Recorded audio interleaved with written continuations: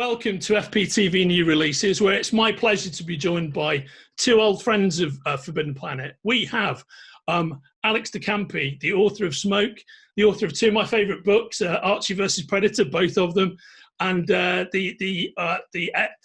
director of that awesome Jilted video for the Papini sisters, which is a personal favourite. Love it.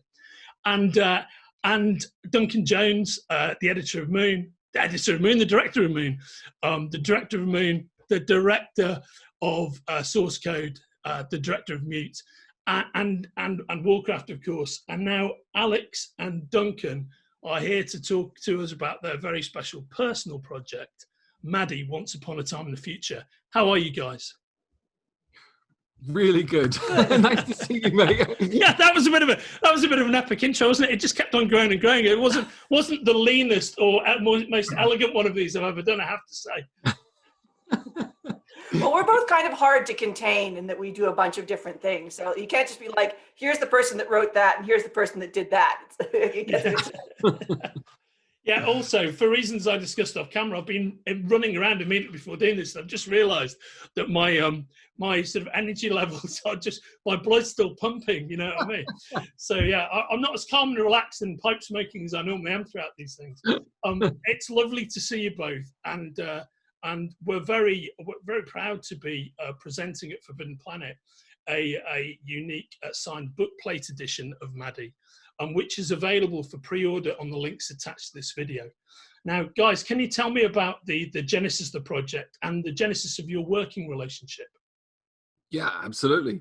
A long time ago, I wrote a film script for Madi, and it was really a long time ago, about 2012.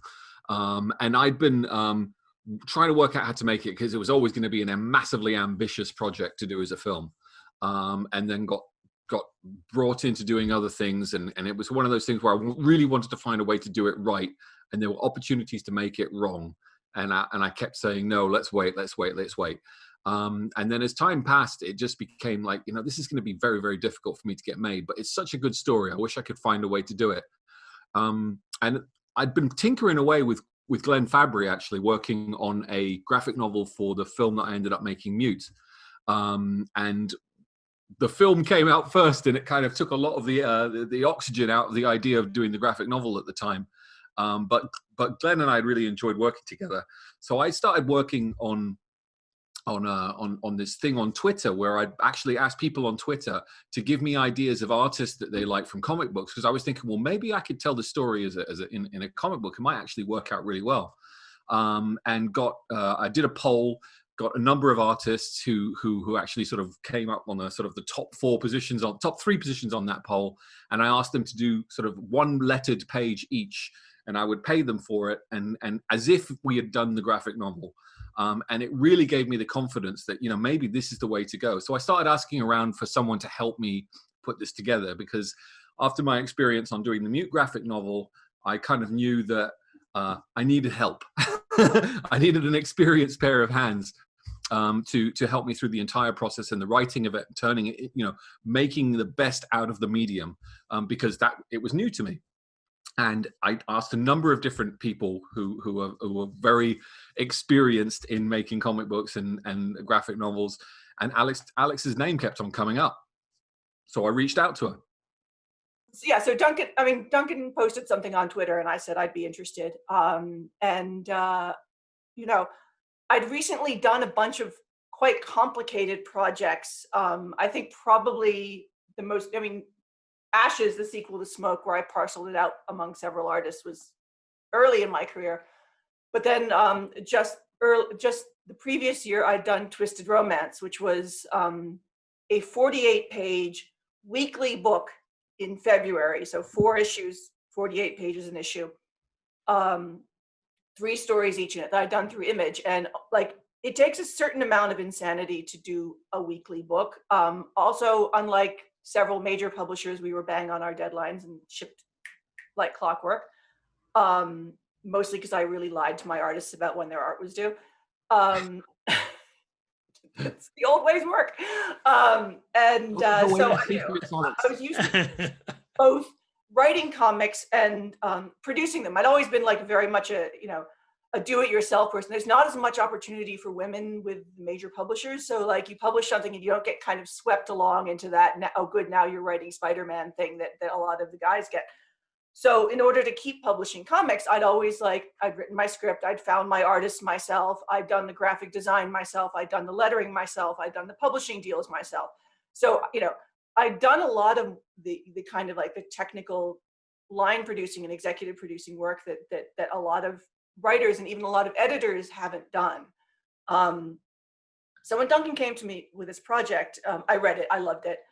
And immediately we started talking about the mechanics of making it work because,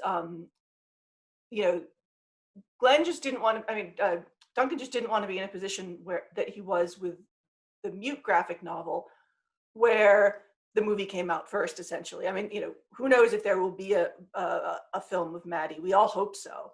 But he didn't want to spend. It was going to be a big book. I mean, the Madi script is fairly long.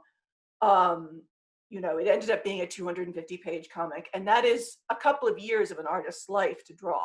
So we were either looking at spending 3 to 4 years on a process by the time we find the artist, the time rolls around in the artist's schedule, we produce the book is marketed, etc. Or we looked at more innovative ways of dividing it up. And because the story was a road trip story, I proposed that each location, with a small number of characters that were sort of a connecting thread through it, I proposed that each location be given to a different artist, and we split it up in that manner so that the book could not only attract a higher caliber of artist who may not be able to spare the time in his schedule. Like Duncan Fagretto is not going to be able to do a 250-page book on short notice. Like neither is Chris Weston. They have, Simon Bisley. Like these guys just don't have the time in their schedules to do that. And if they do, it's in 5 years. So we were able to let Duncan work with a number of artists that had always been really important artists to him as sequential heroes, and get the book done a lot faster. And so we divided the book up. I spent last summer out on an island in Maine doing the adaptation into a Google Doc that Duncan would then review and tweak. So there was this real sense of passing the story, pretty much at every point in this book, Duncan and I were passing the story back and forth with each other. I do a little tweak or an innovation here, he'd do something, he'd build on that, or he'd back it off to say, hey, actually the main point of the scene is this. So let's I get what you're saying, but no. It was a very, very pleasant process. Like, I don't think, there was ever any moment where either of us got frustrated or, it was all just very easy. And then, we had the fun of a couple of kids at Christmas time, picking through artist lists of who we wanted to draw the book. And because unlike a lot of comic books, Duncan was actually paying them their full rate, people were not only enthusiastic about the story, they were enthusiastic about the fact that it wasn't one of these, oh, will you do this for a cheapo rate kind of things. And we were paying them on time. I think they like that. Yeah, paying on time. Duncan was paying them same week, which, which I can tell you from personal experience is so terribly unusual. So, yeah. Honestly, if you want to get ahead in comics, pay people quickly and full rate. It's that simple. If Alex and I are going to do another book together, then I think we're going to have any artists we want next time, because I think that really means a lot. You're like the anti-Martin Goodman. That's amazing. Yes.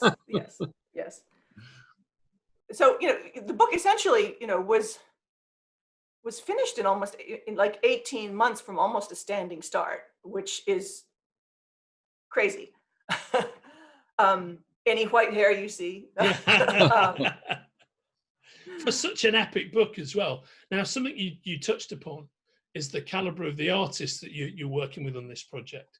Could you roll us through some of that cast list, which is a kind of who's who of not just great artists globally, but there's a lot of great 2000 AD pedigree in there as well. And it's just such a wonderful list. And I've seen some of the panels of artwork and they just look so lustrous. Can you just break those guys down for us? Sure. I mean, what we tried to do was fit the artist to the scene. So it was someone, it was artists we felt could really bring a lot to the particular scene they were illustrating, and be different enough from the artists before them and after them, so you felt the change in scene. It wasn't like, oh, here's a bunch of people drawing in that Marvel style, so it actually feels just, there's a tyranny of small differences. If the difference is too slight in style, it just feels a little off. Whereas if you just make the difference very obvious, it almost flows more smoothly. And artists tend to start with, I was giving them double page spreads to start, so you turn the page, you establish the new setting and the new style in a completely clean double page view that allows the artist to make their presence known. Now, let me see if I can do this from start to finish. Opens with Dylan Teague, then Glenn Fabry, Duncan Fegredo and Jake Phillips, Lorenz, who I love, Ed Ocaña, who's a Spanish artist I'd worked with on a humanoids project, Andre Araujo, who was one of the artists that Duncan first became aware of through his Twitter poll. This is my cat. Okay. Simon Bisley, Rosemary Valero-O'Connell, who's known to a lot of readers from her work on Laura Dean Keeps Breaking Up With Me, and she's done some work through Shortbox in the UK, which is a wonderful UK small comics curation service almost. Then it goes to Tonchi Zonchik, who's one of the true greats in an artist kind of way. Pia Guerra and Matt Wilson, James Stocco, Christian Ward, doing very specific point of view panels. And in fact, it's a Christian Ward panel that we adapt for our book plates. And absolutely, I have some lovely book plates, which you're seeing right now. Yes. Duncan hasn't signed them yet. That's just my scrawl. He will be signing them. And let's see, James Stocco, R.M. Guerra, Chris Weston, Rufus Dayglow, Annie Wu, and David Lopez bringing it home. So it's a really varied list of people that just, I think the common line, aside from their excellence, is they're all just really nice people that we sort of knew, and we knew were like, going to bring a positive atmosphere to the book, because there are a lot of great artists out there, and there are many that we sort of shortlisted for the book, and that either didn't have time or interest, or we'd heard some stuff about, and we were like, maybe not them because they didn't hit deadlines, or they didn't take notes. And in fact, we had a couple of artists who actually we brought in and then who had quit for a variety of reasons, whether schedule related or notes related. That was actually like, Glenn Fabry and Simon Bisley were actually replacements.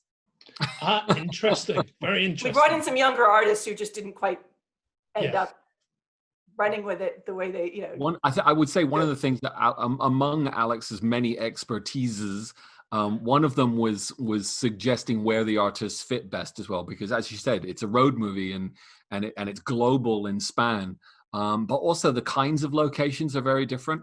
And we ended up, finding I think she did an amazing job of really putting people in the places in the story that absolutely got the best work out of them. I mean, obviously Simon Bisley showing a little bit of gore works, and his fight scene is epic and disgusting and just the way you would want. Glenn Fabry has a fantastic sequence in a pub, because why not? Why break the habits of a lifetime? I mean, Chris Weston does an aerial attack on a road, so he gets to draw lots of machinery and fighting. I love Chris Weston. Me too. The casino scene as well is that James Stocco's piece? Yes, which is it's like a really wonderful comedy moment, but his line is so frantic. You feel the hecticness of the casino, of this crowded casino. It's really wonderful. I think you guys are hitting the nail on the head about when you're working with multiple artists. It would seem to me from the outside that the key absolutely is sequencing. There's that famous story about the Beatles being confronted with a mess after they recorded the White Album, And the reason that album's as well considered as it is they spent a week sequencing the tracks, right? And it's exactly the same thing, isn't it? I mean, getting that right, that light and shadow right, that pace right, getting the switch from one style to another, that has to be the art of it. And I've seen a lot of the artwork in the book, but I haven't read the book in one place. Actually, you guys very kindly sent me a PDF, but I decided a week ago I'd rather read the book physically and have that experience, you know. And I'll get you a copy of the big one, mate. I'll get you. Mate, that's very kind of you to say. That wasn't designed. It's a beautiful outcome, but it wasn't designed for me to like be going, please send me a copy of the big one. Now, speaking of which, I know you have the various iterations of the book with you. Could you show us, Duncan, while you're on screen? Absolutely. So this is the soft cover, which is a beautiful rendition of the story. The art really starts to pop when you go to the hardcover, though, and you can kind of get a sense of the difference in size there. Yeah, right. But the hardcover is pretty special, and I'm not sure. I think that's at this point those are the two which are going to be out there. Yeah, fantastic. There was a limited slipcase Kickstarter edition. The art was drawn to the hardcover size, which is about I think 8.3 12 inch, as I recall. So that you're seeing the art essentially at that's the size the template was. That's the size I lettered it. RIP my computer. And then we shrunk it down to create a more affordable soft cover edition. So just comparing to the size of a human head. And they're both beautiful. And as you'll see from the book plate artwork that we're showing here, once again, it's the book plates in and of themselves are beautiful artifacts. So the whole thing comes together really nicely. We kind of got very design nerdy about it, it must be said. Quite rightly so. A very close friend of mine, in fact, my old housemate is a guy called Ryan Hughes, who famously designs a lot of comic books and fonts and whatnot. And his thing is so few people actually think in terms of the design outside of just the artwork and the script. And you guys have clearly put a lot of thought into that. And it's all important, I think. And that's what you want. You know, when you're opening this book up at Christmas time or what have you, you want to have that tactile experience of the beauty of what graphic novels are. And that's essentially why we didn't go with a digital edition. We may do one in the future, but right now it only exists as an object because we want people to look at it as an object and enjoy it as an object. And I lettered the entire book. I tend, through simply because I didn't have the budget when I was doing, when I do my own comics. It's all held together a little bit more with duct tape and hope than you might think from the outside. My entire career. So, I got to the point where I was lettering my own books because I couldn't afford to hire a letterer, and I wasn't the sort of person who liked to ask people to work for free. And now it's become a really integral part of my process. So even when we were lettering the book, we were trying to shift styles to accommodate each artist and have the letters integrate with the art in a really aesthetically pleasing way, so they didn't feel like they were just plopped on top, as so often the case is.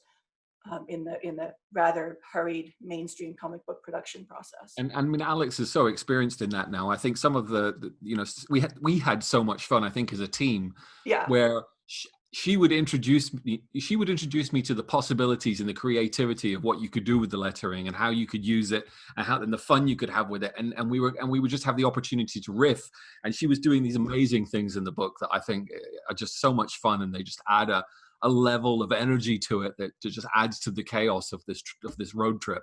Yeah, I think that's such a beautiful way of looking at it. The experience I've had with the pages that I've seen so far is it feels very much to me like what you've pulled off is a kind of 2020 version of that experience of picking up a new issue of heavy metal, say from its peak, and opening it and just not knowing where you're going to go with it. You'd kick off with Richard Corbin and you go anywhere else, but you've got it all inside one book within one story. Yeah, you must feel so pleased with that. When you both look back, I'm interested in what you both, looking at the process at its end game now that you're publishing, what have been the highlights for you both? Gosh. I mean, I'm going to say this, which you'll have to take from me as the highest of praises. Having had the experience of making this book and the thing that we now have, I don't actually feel as much worry about whether I ever make a movie of it or not. I don't really need to. I really feel like this is a full meal. I'm absolutely sated having made this book. It's kind of what I wanted to do to tell this story. It's all there. So, I'm happy if that's all that ever comes of it. I'm really good. Oh, that's amazing. And you have final cuts as well, of course. Yeah, absolutely. Yeah. Yeah. But please don't give up making the flicks, because No. like, I'd prefer if you carried on doing both. Yeah. I mean, that's one of the nice things about comics, and I have stuff that gets optioned off to Hollywood fairly frequently, and I'm always very relaxed about it because I've made my statement. I've made the most personal statement I can, and yes, there are times, just speaking not of Madi, but of my own work, there are times when, of course, some of my Shaggy Dog stories could be cut down or improved or whatever, but I don't mind. I'm happy for someone to then take it and do it, because it's not going to be like I have a first draft screenplay that nobody ever sees and everyone says, oh, well, when the final thing comes out, oh, well, I didn't like this bit, I didn't like that bit. And I think, yeah, well, actually, I had that fixed in the first draft. I can always just point to the book and go, there it is. Like, if you want to see what this was, here's a version of it, then there's another version of it on screen. They both can coexist quite happily. It's fun. I mean, I think for me, the best thing about the process was Duncan's willingness to collaborate, because I'd be filling in dialogue places, I'd be tweaking characters. I mean, I wouldn't just go and do it, except in the lettering when I sometimes did. But well, when you're lettering a book, sometimes you look at the art and you go, this is a better way to do this, and rather than, it's easier just to fix it in the moment and then refix it if Duncan doesn't like it. But it really was an honestly collaborative process where I felt I could go and add pieces of myself to the story. It wasn't just someone else's story that I was producing in a way, and that was a really good feeling. Yeah, I think we were really lucky. I think. I mean, the vetting process was pretty good at the start as far as who we talked to know whether we were right to work together. But I think at the end of that, you and I sort of have a good. We're both experienced. We're both experienced in creating things, and I think we're both opinionated and also confident enough in ourselves that we're able to compromise in a way that makes things better. Yeah, it's not about our egos. It's about just the story. And so if someone pushes back and says that's not best for the story, or it obscures this point, it's like, oh, all right then. Like, I'll just. We're just brilliant. We're just brilliant. Well, those are brilliant, candid, and interesting responses. Thanks for being so candid about that. And I'd like to go out on what else are you guys working on at the moment you can tell me about, or give the Forbidden Planet customers a bit of a feel for? And the answer might be nothing, which it often is. Which it often is, by the way. So, I mean, the answer for me is as usual, crazy amounts of stuff. I have Dracula Motherfucker out from Image. I'm sure it's in stock at FP.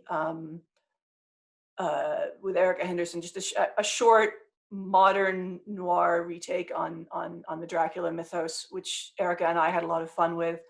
I also have coming out, it probably of less interest to UK customers, but I did a anthology. At the same time I was doing this incredibly complicated Madi project, I was also doing True War Stories through Z2, which was another incredibly complicated multi-contributor project, because apparently I like pain. A True War Stories is a collection of 15 stories of American service people abroad on deployment. It's a way of kind of explaining what goes on in military life and allowing soldiers and veterans to tell their stories without it being part of a propaganda effort. And some of the stories are quite sour about their experiences. Some are quite uplifting. Some are funny. Some are horrific. Some are kind of all of them. My favorite story is one called Brothers, which is kind of everything in one story. And it's just if you like things like Humans of New York or autobiographical comics, it really is a wonderful collection of stories that just exist independently of a lot of politics in a way. It also makes great gifts for your dad. So if you're looking for a book for your dad, I strongly recommend it. I write the dad books. Actually, well, I didn't write any of this book. I just did adaptations with people, it's the best book I never wrote. What else am I working on? You can download Bad Karma from Panel Syndicate, which is an action dark buddy comedy. I mean, if you like things like Lethal Weapon or Die Hard, it's very much in that vein. It's pay as you like, which means if you're having a tough period, I strongly encourage you to download it for free. We don't see your name if you download it for free, so like we don't know. But Bad Karma's got 3 chapters out now, and we're going to put the 4th chapter up in January, so you can catch up on it now. It's almost 100 pages because my chapters run long. And then various other things I'm working on. Yeah, they sound great. Duncan, how about yourself? Oh man, so I'm writing a low budget sort of a very personal feature about my kids, and kind of it's got a bit of a fantasy story to it. So I'm working on that. COVID's really kind of curtailed a lot of things that I was going to do. So it's been making me look at how I want to approach things. Everyone's got their hands crossed and hands clasped together and hoping that the vaccine is going to make things a little bit easier, especially for shooting live action, because it's really put a cramp on our style. But I'm writing a few things that I'm literally trying to come up with stories and ways to work that will be as safe as possible, just in case things don't work out as well or as fast as we hope they will. So I've got these little small intimate small number of cast projects that I'm trying to put together for that. And then I'm working on a couple of things that I can't really talk about, but that are kind of more bigger films. So 2021 is really going to tell me a lot about what's happening next, because right now I've got a lot of irons in the fire. Yeah. Rogue Trooper, how are you feeling about it? Confident that? Look, the script is fantastic and we're really happy with that. But that would be one of those things where we just need to know what's happening this coming year, because we're ready to go. The budget is in a good place. The script is, we're excited about. So it's just, can we get to work? Yeah, fantastic. Well, look, guys, thank you very much for your candor, and thanks for spending this half an hour with me on Sunday morning on the West Coast, Sunday afternoon on the East Coast, Sunday evening here in London. Can I just jump in and say, look, I love Forbidden Planet, and one of the reasons we're doing this is even when we started making this, one of the first things that I wanted to do when we were done was get it at Forbidden Planet, because look, I spent my life going there, and I love that place, and so that's why I'm really glad that we got the chance to do this with you. Oh, mate, thank you so much. We really appreciate that. And we really appreciate your support, both of you. And the addition of the book we've got with Bookplate is really beautiful, and we're really excited about it. I'm really excited about it. The owners, Vivian and Nick, are really excited. Rob Pontefract, who's a very hard man to please, who's a head book buyer, he's really excited. So we're just honoured to have those signed editions, which we really appreciate, which you can order from the links attached to this interview right now. Thank you very much, guys. I really appreciate it. It's great to see you both, and you take care of yourselves. Thanks for devoting the time to chat with us. See you soon. My pleasure. Thank you. Bye. Bye-bye. Bye.